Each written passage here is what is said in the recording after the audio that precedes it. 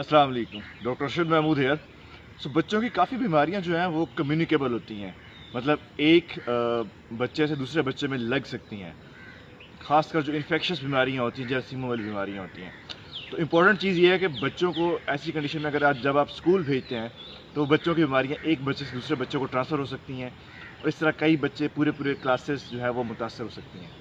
तो इस वीडियो के अंदर हम देखेंगे कि अगर आपके बच्चे को कुछ बीमारियां जिसमें हमने उनको स्कूल भेजने से मना करना है, और कितने दिनों के लिए हमने उनको स्कूल नहीं भेजना, उनकी कंटैक्ट प्रिवेंशन करनी है, वो किस तरह ज़रूरी है, कितने दिन के लिए हमने करना है। सबसे पहले है मीज़ल्स या खसरा की बीमारी। खसरा की बीमारी भी एक दूसरे बच्चे से दूसरे बच्चे में मुंतकिल हो सकती है, छींकने से, और जो सिक्रीशंस होती हैं हमारे रिस्पायरेटरी ट्रैक की, उससे मुंतकिल होती है।